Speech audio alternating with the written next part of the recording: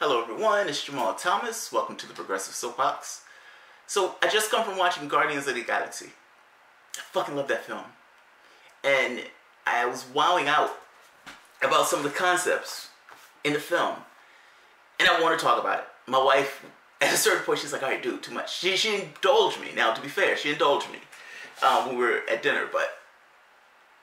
But there's a lot. And the film is badass. So I want to talk about some of this.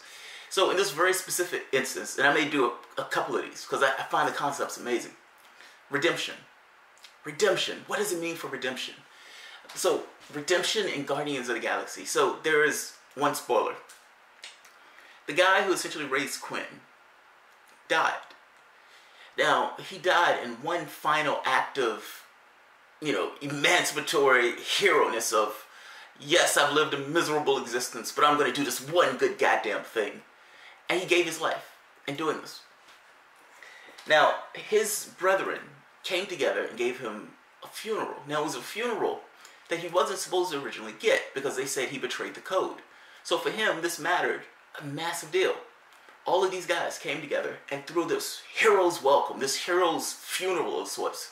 Like, yes, this man did this triumphant thing and we brought together all of these ships and resources to celebrate the life that he led.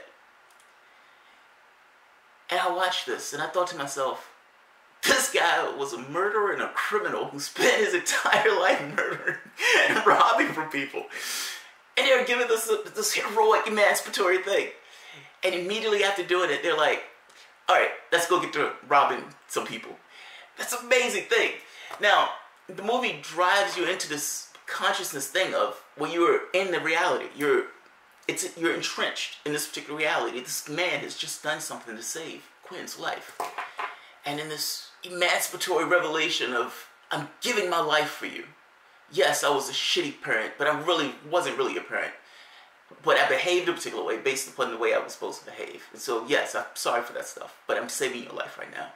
And Quinn having this feeling of almost a love of a son of an imperfect father in that sense. And these guys doing this thing where they're like, yes, this man was awesome and he did an amazing thing in his life. Let's talk about redemption. Let's talk about redemption. Now, there's an aspect of this, of perspective. Meaning, from their perspective, in their particular reality, yes, this man did something amazing. From an outside perspective of somebody who he robbed and mugged and killed, no. This guy was a killer and a murderer and he deserved to die. That's an amazing thing. It's like the perspective of Andrew Jackson to a white person versus Andrew Jackson to a Native American or an African American. Those are vastly different things. We're talking about the same person. Same thing. Going beyond that point though, redemption. Like, what does it mean to get redemption? Meaning, if you do some really bad stuff, like really bad, horrendous stuff, and let's bring it down to Earth's terms. You do something that's horrendous. Everybody acknowledges the thing that you did was horrendous. Fair enough, you're a horrible person. Now, what does it mean for that individual to get redemption? And is redemption even possible? So yeah, the guy in Quinn did that one last act, but is that last act enough for redemption? That's a fascinating question. It's an interesting question. It's like, what does it mean to redeem somebody? And is it even possible to get redemption? So, you do something good at the very end. Maybe you do something good for years on end because you're trying to make up for how you were, what you were beforehand. Now say for instance you were on trial. And you were on trial and somebody was presenting a case. Prosecution made its case against you. And the other lawyer gets up for you on your behalf. And he makes this pitch and says, well, wait a minute. Ultimately, yes, this particular person has a reality. He is somebody. Who he is bumping up against everything else. And what he's bumping up against is etched upon him. Meaning that, yes, he had some base level of who he was going to be. But who he developed into was by far an effect of what he went through in the society, the values of the society, the experiences he had in that particular society, the incentives of that particular society, how he was raised, his culture, his background, all of these things. So yes, you did have an intellect, you had a consciousness here, and that consciousness has a particular range.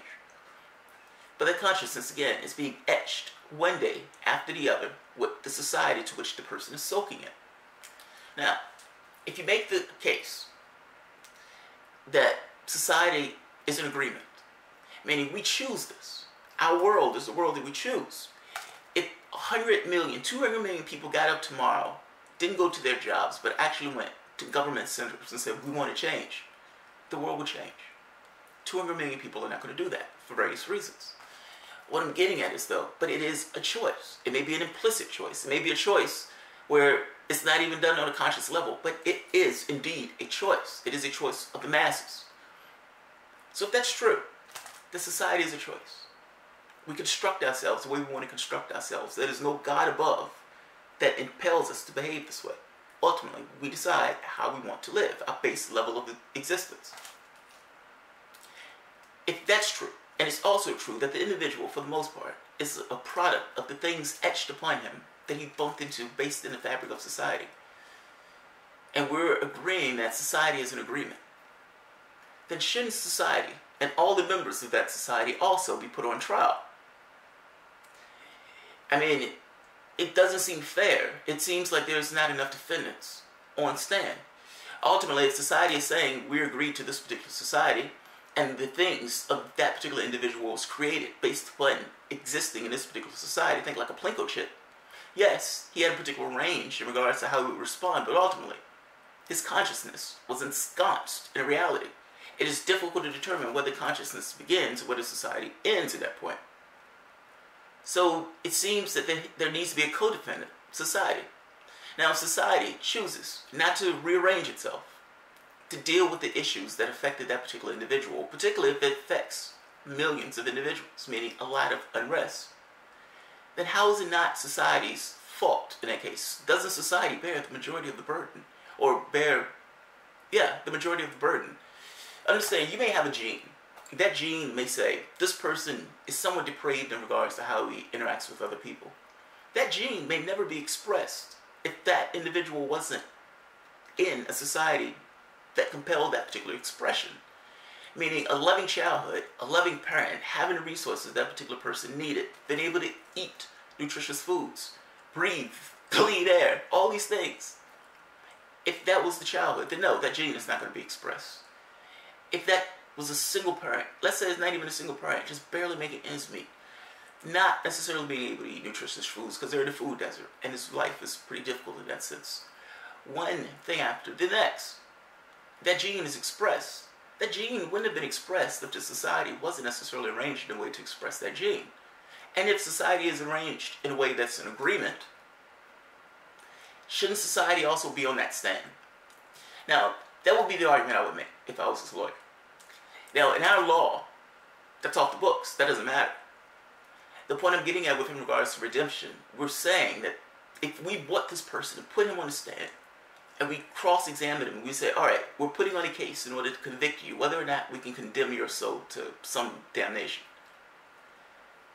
The defendant is right to bring up the fact that he's a product of his experiences. Yes, within particular ranges, and yes, certain decisions could have been made better than others. But ultimately, he's a product of his experiences. Can you condemn somebody in that case? And what does it mean for redemption? If society itself has already agreed upon the factors that would allow those things in the process. Meaning, there would be no need for redemption if society was arranged in a particular way. The fact that society has arranged itself in this odd, contrary way produces that particular individual who needs redemption. Doesn't society bear part of the blame for that? Meaning, can society actually ask for redemption if it's something that they themselves allow? That's an interesting question. That's an interesting question. Because it takes the question from the dynamic of, well, is redemption even possible? Can you ever make up for it? What does it mean to make up for something? Does it mean, A, that individual something has changed them, where they understand the error of their ways? Or does it mean something tangible, some tangible penance has been paid for the behavior? Which one?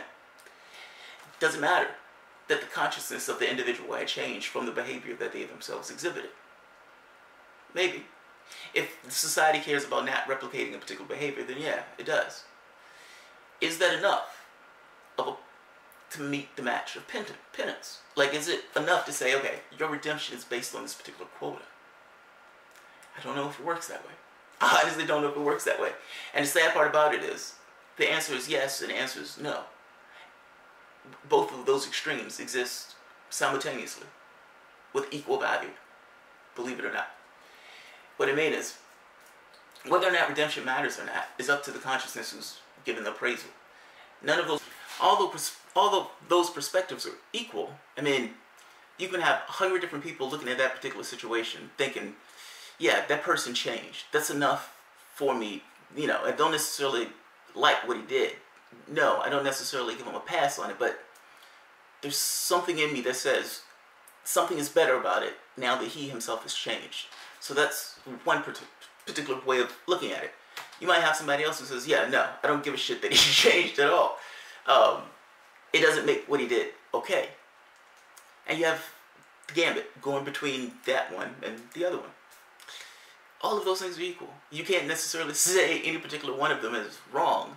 You can say, well, he did so forth, but ultimately that's you giving value to stuff for yourself. That has nothing to do with the value that that particular person to give to those things. Like, you might say, well, that guy murdered this particular guy and he cut the throat off of this guy. And because of that, there's nothing that he can do to tell me that he's okay. I don't care if he himself is redeemed. I don't care if he's tortured. I don't care. Nothing he can do to make that right. That's the value he's putting on those things. He's giving those that much weight. The other person is saying, yes, I understand he did those things, but ultimately, there were reasons that he did those things. And I don't necessarily agree with it. But yes, something in me, from a gut level, makes the situation better. That something in him has changed as a result of what took place. Can't say she's wrong, or can't say that person is wrong. It's funny. I automatically identify it as a she. So if all of those perspectives are equal, then that question doesn't really get you anywhere. It's a, well, yeah, if you believe in redemption, yes. If you don't, no. It doesn't get you anywhere. All those perspectives are equal. So the more interesting question becomes, can society ask for redemption if society was a co-sponsor in creating the thing that they are now asking for redemption for? I think that's the more interesting question. Society is halfway to blame. Society may be even more to blame. So can society now point in condemnation of somebody else and say, we want your redemption for this? I think that's the more interesting question. I think that's the more interesting question. That question is at the heart of criminal justice. It really is. Granted, we pay no mind to it. We ignore it. But that's at the heart of it. So, it's a good movie. Alright guys, if you enjoyed the content, feel free to share, like, subscribe, and you can always support the work through Patreon.